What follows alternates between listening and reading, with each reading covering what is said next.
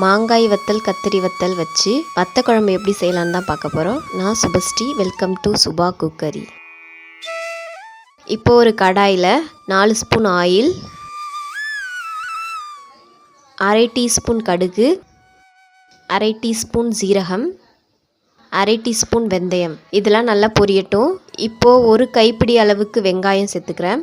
சேர்த்து நல்லா வதக்கி விட்டுக்கோங்க.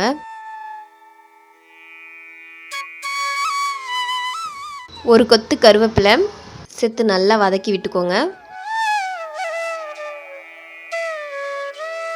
பாருங்கள், இந்த மாதிரி வதங்கணும். இப்போது ஒரு கைப்பிடி அளவுக்கு பூண்டு சேர்த்துக்கிறேன்.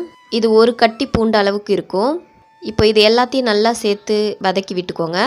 இந்த ஸ்டேஜில் நம்ம 2 மீடியம் சைஸ் தக்காளியை கட் பண்ணி வச்சுருக்கேன். இந்த தக்காளியை நம்ம சேர்த்துக்கலாம். சேர்த்து நல்லா வதக்கி விட்டுக்கலாம். இது நல்லா வதங்கினதுக்கப்புறம் அரை டீஸ்பூன் மஞ்சள் தூள்,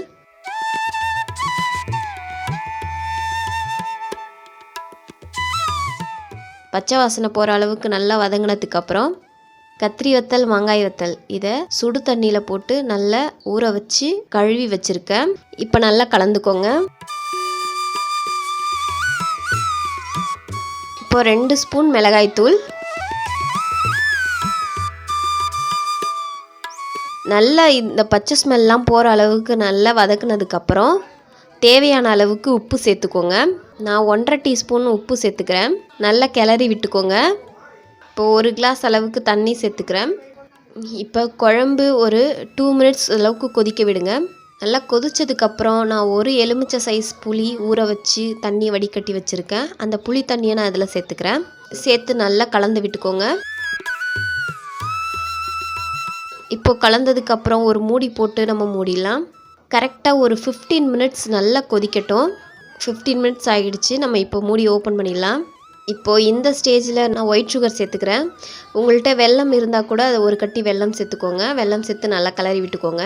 1 நிமிஷம் நல்லா கிளறி விடுங்க.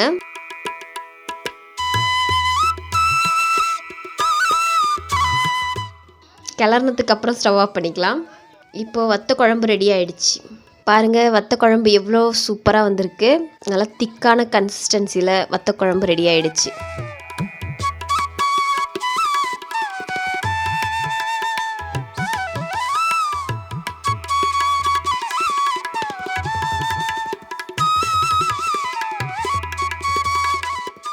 உங்களுக்கு இந்த வீடியோ பிடிச்சிருந்ததுன்னா சுபா குக்கரி சேனலை சப்ஸ்கிரைப் பண்ணுங்கள், லைக் பண்ணுங்கள், ஷேர் பண்ணுங்கள். அடுத்த வீடியோவில் சந்திக்கிறேன். நன்றி.